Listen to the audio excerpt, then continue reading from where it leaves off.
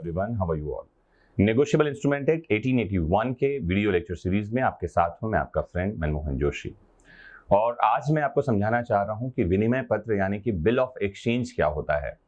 तो bill of exchange last lecture में आपने सेक्शन 4 समझा था, प्रॉमिसरी नोट क्या होता है। आज मैं समझा रहा हूं बिल ऑफ एक्सचेंज क्या होता है। नेक्स्ट लेक्चर में हम समझेंगे चेक क्या होता है और फिर तीनों में कंपेयर भी करेंगे बिल ऑफ एक्सचेंज, चेक और प्रॉमिसरी नोट में क्या डिफरेंस है। तो बिल ऑफ एक्सचेंज को चैप्टर 2 के सेक्शन 5 में डिफाइन किया गया है। मैं आपके लिए सेक्शन रीड कर दूं, फिर आपको समझाता हूं कि वो सेक्शन क्या कह रहा है। तो section 5 reads as bill of exchange. A bill of exchange is an instrument in writing containing an unconditional order signed by the maker directing a certain person to pay a certain sum of money only to or to the order of a certain person or to the bearer of the instrument। विनिमय पत्र ऐसी लेखबद्ध लिखत है जिसमें एक निश्चित व्यक्ति को यह निर्देश देने वाला उसके रचयिता द्वारा हस्ताक्षरित अशर्त आदेश अंतर्विष्ट हो कि वह एक निश्चित व्यक्ति को या उसके आदेशानुसार या उस लिखत के वाहक को ही धन की एक निश्चित राशि संदत्त करे। A promise or order to pay is not conditional within the meaning of the section and section 4 by reason of the time for payment of the amount or any installment thereof being expressed to be on the lapse of certain period after the occurrence of a specified event which, according to the ordinary expectation of mankind, is certain to happen, although the time of its happening may be uncertain। Paragraph दूसरा धारा 5 का कहता है, संदाय करने का वचन या आदेश इस धारा और धारा 4 के अर्थ में इस कारण सशर्त नहीं है कि उस रकम या उसकी किसी किस्त के संदाय के समय के बारे में यह अभिव्यक्त है कि वह किसी ऐसी विनिर्दिष्ट घटना के होने के पश्चात एक निश्चित कालावधि के बीत जाने पर होगा जो मामूली मानवीय प्रत्याशा के अनुसार अवश्यंभावी है, यद्यपि उसके होने का समय अनिश्चित हो। तो इससे पहले कि हम सेक्शन 5 को समझें, हमको कुछ शब्दों को समझना होगा, जैसे ड्रॉअर कौन होता है, ड्रॉई कौन होता है, पेई कौन होता है, एक्सेप्टर कौन होता है। इन कुछ शब्दावली को समझेंगे, शायद तब हमें धारा 5 ठीक से समझ में आएगी। इन शब्दों को परिभाषित किया गया है सेक्शन 7 में। तो एक बार इन शब्दों को देखते हैं, फिर मैं आपको एक्सप्लेन करता हूं। Drawer and drawee. The maker of a bill of exchange और cheque is called the drawer. The person there by directed to pay is called drawee. लेखीवाल और ऊपरवाल। विनिमय पत्र या चेक का रचयिता उसका लेखीवाल कहलाता है। संदाय करने के लिए तद्वारा विनिर्दिष्ट व्यक्ति उसका ऊपरवाल कहलाता है। ड्रॉई in case of need, when in the bill or in any endorsement thereon the name of any person is given in addition to the drawee to be resorted or to in case of need, such person is called a drawee in case of need। Hindi में कहते हैं जिक्रीवाल। जब किसी विनिमय पत्र में या उस पर के किसी पृष्ठांकन में ऊपरवाल के अतिरिक्त किसी व्यक्ति का नाम दिया हुआ है जिसके पास आवश्यकता पड़ने पर लेनगी के लिए माना जाना है, तब ऐसा व्यक्ति जिक्रीवाल कहलाता है। Who is an acceptor? After the drawee of a bill has signed his assent upon the bill, or if there are more parts thereof than one, upon one of such parts, and delivered the same or given notice of such signing to the holder or to some person on his behalf, he is called the acceptor। प्रतिग्रहीता का अर्थ है विनिमय पत्र पर या उस यदि उसकी एक से अधिक मूल प्रतियां हों तो ऐसी मूल प्रतियों में से एक पर विनिमय पत्र के ऊपरवाल द्वारा उसकी अनुमति हस्ताक्षरित कर दी जाने के पश्चात और धारक को या तन्निमित्त किसी व्यक्ति को उसका परिधान करने के पश्चात या ऐसे हस्ताक्षर की सूचना करने के पश्चात विनिमय पत्र का ऊपरवाल प्रतिग्रहीता हो जाता है। अब ये जो बातें हमने समझी, मैं आपको ध्यान से समझाऊं, समझ लेंगे तो बड़ा आसान हो जाएगा, अदरवाइज ये एक्ट बहुत टफ है और आपके व्यूज और लाइक पर ये डिपेंड करेगा कि मैं आगे इसे कहां तक लेकर जा रहा हूं, पूरा एक्ट समझा भी रहा हूं या नहीं। समझने की कोशिश करिए।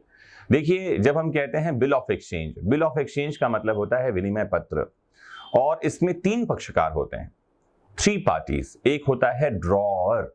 ड्रॉअर के लिए हिंदी में शब्द है लेखीवाल। हिंदी वालों आप भी समझते चलें। A person who draws the amount deposited to any person और bank is known as drawer. बड़ी आसान सी परिभाषा मैं आपको देता हूं। जो अपने धन का आहरण करता है, तो जो आप समझे विनिमय पत्र को लिखता है, लेखीवाल का मतलब ड्रॉअर। अगर पैसे कहीं जमा है, फॉर एग्जांपल एक्स नाम के आदमी के पास मेरे पैसे जमा हैं और मैं उसको एक पत्र लिखता हूं, कहता हूं कि आप ये पैसा वाई को दे दें, तो मैं हुआ ड्रॉअर, लेखीवाल, लिखने वाला। एक होता है ऊपरवाल, ड्रॉई। ड्रॉई कौन है? जिसको आदेश दिया गया है धन के संदाय के लिए, a person who has been ordered to pay the amount. जैसे एग्जाम्पल के लिए एक्स नाम के आदमी को मैंने आदेश दिया कि भैया 50,000 रुपए वाई को दे दो, तो मैं हुआ ड्रॉअर और एक्स जिसको आदेश दिया गया है वो हुआ ड्रॉई, और जो पर्सन तीसरा आदमी जो पैसे लेने जाएगा उसे कहेंगे पेई। पेई के लिए शब्द है अदाता, जैसा हमने लास्ट टाइम भी आपको बताया था, पाने वाला जिसको पैसा लेना है। तो हम तीन पार्टीज होंगे। लेकिन सेक्शन 7 में मैंने आपको एक बात और बताई, एक शब्द है जिक्रीवाल, drawee in case of need. तो drawee in case of need किसे कहते हैं? जैसे मान लेते हैं आप पुराने समय में जाइए 1881 में, अभी हम 2020 में अगर 2020 में इस बात को समझने की कोशिश करेंगे तो टफ हो जाएगा। जैसे एग्जाम्पल के लिए एक्स को मैंने पत्र लिखा कि भैया वाई को पैसे दे दो। अब 1881 में फोन कॉल तो थे नहीं कि पहले कॉल करके बात कर लें, समझ ले कि हाँ वो है कि नहीं है, तब वो जाए। ट्रांजैक्शन भी एक गांव की बात नहीं कर रहे हैं हम, ट्रांजैक्शन की बात कर रहे हैं वर्ल्ड वाइड। जैसे भारत के आदमी ने, मैं भारत में हूं, एक्स इंग्लैंड में है और वाई यहीं रहता है मेरे शहर में, जो इंग्लैंड बिजनेस के लिए जा रहा है, वहां उसको कारोबार करना है, वो पैसे कैश लेकर नहीं जा सकता क्योंकि कैश तब ज्यादा था ही नहीं, तो बिल ऑफ एक्सचेंज काम करता था। तो उसको बिल ऑफ एक्सचेंज लिखकर दे दिया कि इंग्लैंड का एक बिजनेसमैन है जिसके पास मेरे पैसे रखे हुए हैं, तुम उससे पैसे ले लेना। अब ये जाएगा वहां वो एक्स मिलेगा या नहीं ये तय है क्या? God knows. मुझे याद आता है एमसी चागला साहब की ऑटोबायोग्राफी है द रोजेज इन दिसंबर। इस बुक में चागला साहब जो है सुप्रीम कोर्ट के जस्टिस रहे हैं, आपको पता होना चाहिए। तो उन्होंने एक मजेदार घटना लिखी है कि जब वो इंग्लैंड पढ़ने गए ऑक्सफोर्ड में, तो हुआ ये कि उनके पापा ने उनको कुछ लोगों के नाम पते दे रखे थे बिजनेसमैन के, कि कोई प्रॉब्लम हो तो उनसे मिलना या जाकर उनसे मिलना। और वो लिखते हैं कि जब उन पतों पर वो गए तो पता चला कुछ लोग तो मर ही गए हैं और कुछ उपलब्ध ही नहीं है, कोई नहीं मिला उनको। आप समझे उस समय की बात हम कर रहे हैं। अब एक्स नहीं मिलेगा तो वाई के कारोबार और बिजनेस का क्या होगा? तो बिल ऑफ एक्सचेंज में एक आदमी का और जिक्र कर दिया जाता है जिसे कहते हैं ड्रॉई इन नीड। अगर एक्स नहीं मिला तो आप जेड के पास चले जाना। तो लिखा ही है वहां पर में जिसके पास आवश्यकता पड़ने पर, जरूरत पड़ने पर जाना होगा। इन केस ऑफ नीड का ही मतलब है जब जरूरत हो। जरूरत कब होगी? जब ये जो ड्रॉई है एक्स वो पैसे देने से इनकार कर देगा या नहीं देगा या मिलेगा ही नहीं। तो मैं आपको समझा रहा हूं बिल ऑफ एक्सचेंज क्या है, जिसे हम कहते हैं विनिमय पत्र। 3 पक्षकार होंगे, 3 parties must be there, drawer, drawee and payee, 3 लोग होने चाहिए। फिर इसमें आदेश होगा, ऑर्डर टू पे, कि भैया इतने रुपए इसको भुगतान करो।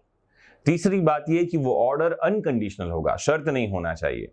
और शर्त का क्या मतलब है? जैसे सेक्शन 5 के पैराग्राफ 2 में मैंने बताया, ऐसी कोई घटना जो ह्यूमन काइंड, मैन काइंड के एक्सपेक्टेशन में सर्टेन है, होगी ही होगी, वो शर्त नहीं होती। ऐसी घटना जो होगी या नहीं होगी, अनसर्टेनिटी है, वो शर्त होती है। तो वो घटना घटने पर बेस्ड नहीं होना चाहिए, वो घटना सर्टेन होनी चाहिए, वो इवेंट सर्टेन होना चाहिए। जैसे मैंने एग्जाम्पल दिया था लास्ट लेक्चर में ही कि ये कहता है कि दादाजी के मरने पर, तो दादाजी का मरना इज सर्टेन, लेकिन हम कहें कि आज बारिश होने पर, इंडिया वर्ल्ड कप जीतने पर, ये अनसर्टेन इवेंट्स हैं, तो सर्टेन होना चाहिए। फिर वो लिखा हुआ होना चाहिए, लिखित में होना चाहिए, साइंड होना चाहिए, उसमें हस्ताक्षर होना चाहिए, और सिर्फ पैसे, धन के संदाय के लिए, only for and only the payment of amount के लिए होना चाहिए। तो अगर ये शर्तों को पूरा किया जाता है तो हम कहेंगे ये बिल ऑफ एक्सचेंज है, जिसे हिंदी में कहा जाएगा विनिमय पत्र। उम्मीद करता हूं इस ब्रीफ लेक्चर में आप इस आसान सी परिभाषा को ठीक से समझने में समर्थ हुए होंगे। तो जुड़े रहिए आपके अपने फेवरेट प्लेटफॉर्म वैदिक शिक्षा से और समझते रहिए देश दुनिया के कानून को। Have a nice time, take care, bye bye.